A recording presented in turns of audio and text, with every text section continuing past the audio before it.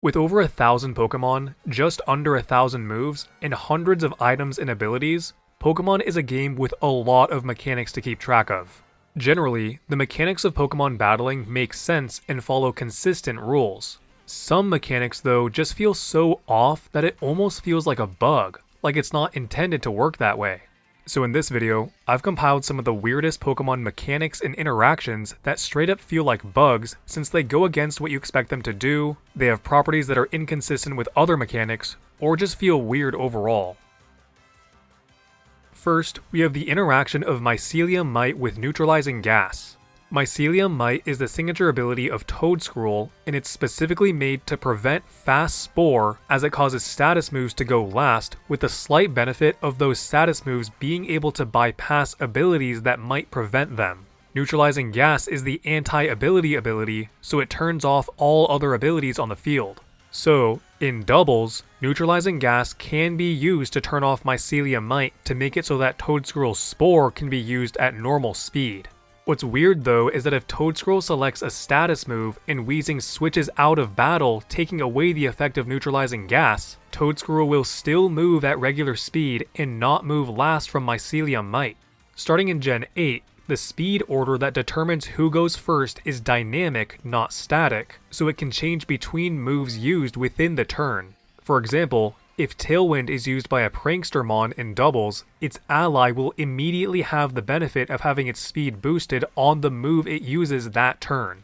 Another example is switching to an ally that has Drought to activate Chlorophyll to double speed, or even using it to override Rain so that an opponent's Swift Swim doesn't activate. So, why does switching Weezing out of battle not cause Mycelium Might to take effect again and make Toedscruel move last?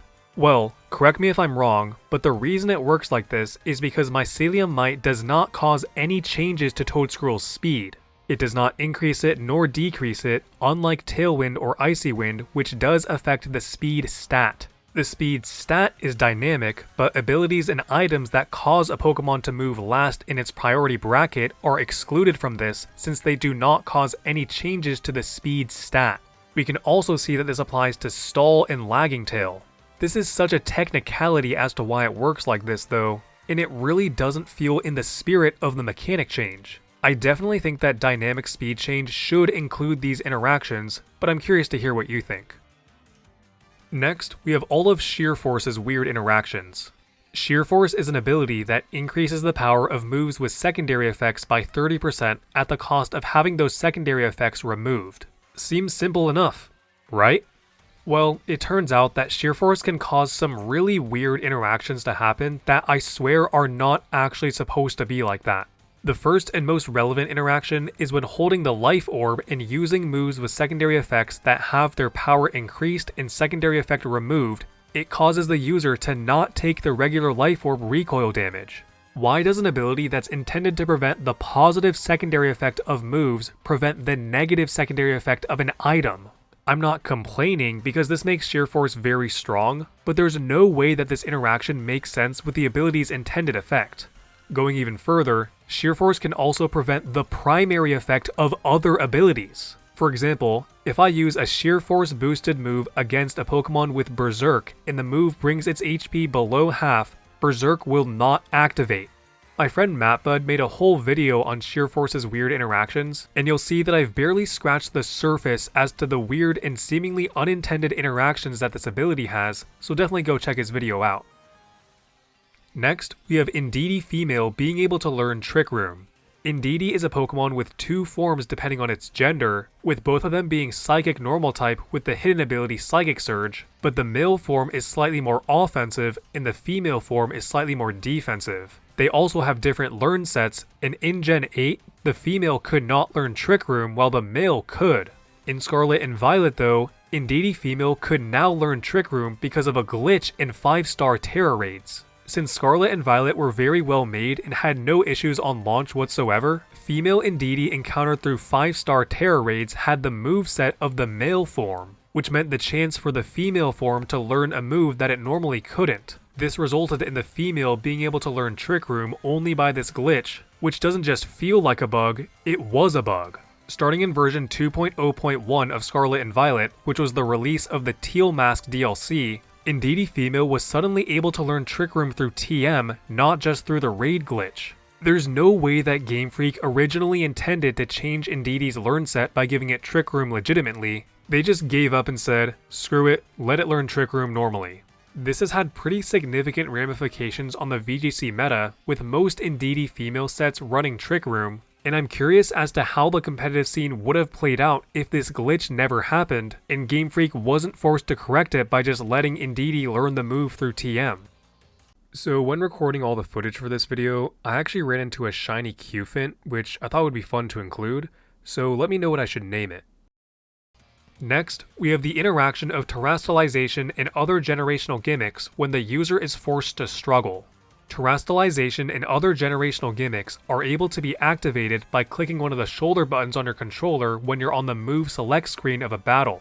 Struggle is the move you use when you have no usable moves left, and when you're forced to struggle, the game skips the move select screen. So, this means that you cannot Terra since you need to be able to access that menu that gets skipped. I don't know about you, but this just feels wrong, and I have a pretty easy fix to this inspired by Pokemon Showdown. Whenever you're forced to struggle, you would still be able to get to the move select menu. The game would just remove all of your usual moves and replace them with struggle. That way, you could still access the menu that allows you to Terra if you're in a position where terrestrializing would benefit you defensively. This would not give struggle any more use than it already has, by the way, since it's still a randomly targeting move in doubles like Outrage and will still maintain its typeless typing, 50 base power, and perfect accuracy. Next, we have the activation condition of the Terrain Seeds.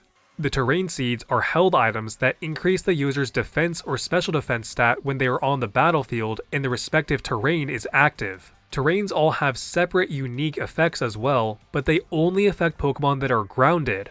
So you'd think that the Terrain Seeds would only affect Pokemon that are grounded. However, you'd be wrong because the Terrain Seeds will still activate even if the user is non-grounded. Like Sheer Force, this is another one that I'm not complaining about, I just feel like it seems a bit inconsistent from a design perspective. It definitely helps make the items more usable though, because various flying types like to use the Terrain Seeds, like Hawlucha, Drifblim, and Corviknight.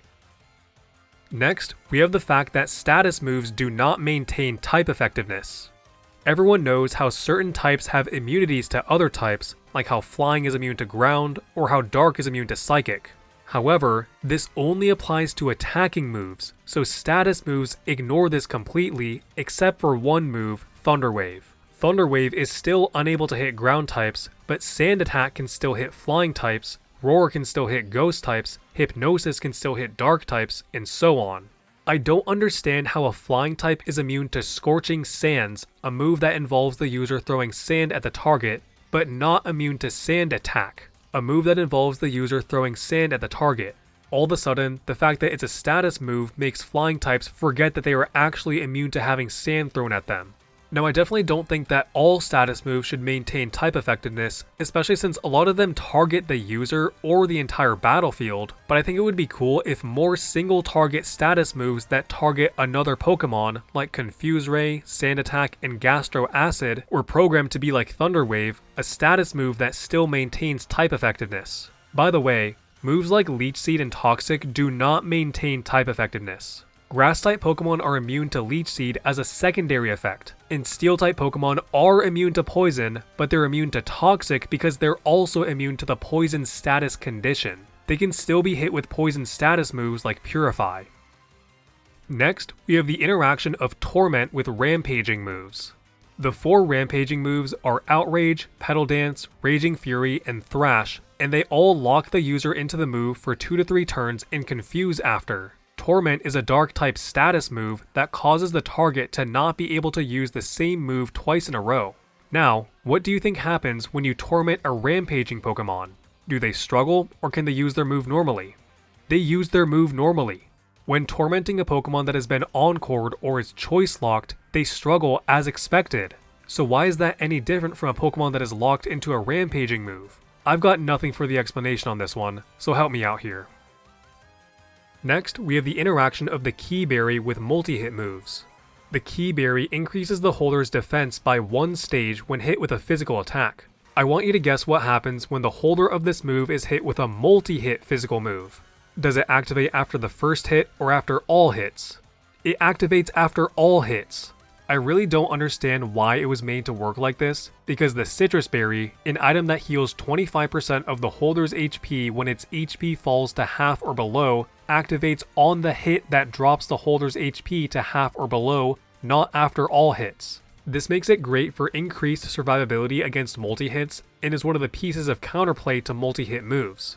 There's also the Stamina ability that increases defense on each hit of a multi-hit. The Kee Berry, however, does not allow for any more survivability against multi-hit moves that you wouldn't get otherwise, so this defense boost will have to wait until at least the next move for it to be put to use. Changing this interaction so that it works on the first hit of a multi-hit move would not be broken by any means, since this berry is super niche and it would make its effect more in line with how the Citrus Berry works, which is, in my opinion, how it should work. I actually ran into another shiny, a Wugtrio this time, so help me name this one too. Next, we have the interaction of Sandsear Storm and Springtide Storm with Rain. Springtide Storm is the signature move of Enamorus, the fourth force of nature that was introduced in Legends Arceus. Legends Arceus gave all the genies new signature moves that are all special attacking, 100 base power, 80% accurate, with some kind of secondary effect. For some weird reason though, all of them also have perfect accuracy in the rain except for Springtide Storm. Bleakwind Storm and Wildbolt Storm definitely make sense as having perfect accuracy in the rain, since we have the existing moves Hurricane and Thunder that are very similar in concept that also have perfect accuracy in the rain. However, in what world does it make sense for Sandsear Storm to have perfect accuracy in the rain? I will never understand why it doesn't have perfect accuracy during a sandstorm, and why Springtide Storm was screwed over entirely by having no field condition that increases its accuracy. This is also not a translation issue either, since Sandsear Storm is Hot Sandstorm in Japanese, which is pretty much the same thing. I've heard plenty of suggestions as to how this could be reworked, and would love to hear your ideas, but how about each move gets tied to a different weather? Wildbolt Storm gains perfect accuracy in the rain because of the idea of lightning coming from rain clouds, Bleakwind Storm in the snow because the description states that they are savagely cold winds, Sandsear Storm during a sandstorm because duh, and Springtide Storm in the sun because that's the only weather left. Lastly, we have Sucker Punch's interaction with other priority moves. Now this one is less of a feature that feels like a bug, and more just that the in-game description should be more specific. Sucker Punch is a dark type attacking move with increased priority, but it will only work if the target has selected an attacking move. However, there are times where even though your opponent has selected an attacking move, Sucker Punch will fail. This is when your opponent has also selected a priority move and has higher speed than you, or the priority move has more than +1 priority, like Extreme Speed or Fake Out. I think that this interaction is fine and probably doesn't need to be changed, but I would change the description to mention something about the fact that it doesn't work if your opponent has already moved. Currently, the description is, this move enables the user to attack first. This move fails if the target is not readying an attack. Instead, I would say, this move enables the user to attack first if the target is readying an attack and has not already moved, to help clear up any confusion. And those are some Pokemon mechanics that are so weird that they feel like bugs. Let me know if you learned something new in this video, because I sure did. I guarantee I made some mistakes here and there, so let me know where I went wrong. Other than that, if you want to support me and my channel, just leave a nice comment, since I do read all comments. You can also become a member for 99 cents USD to get a badge next to your name and early video access like all of these lovely people. If you want bonus content, check out my second channel, Extra Bell, where I post videos I've scrapped from the main channel, as well as more casual, unscripted videos. Likes are also one of the ways that YouTube determines if a video should be passed around to more people, so if you feel that this video deserves to be, I would appreciate it. Thanks for watching.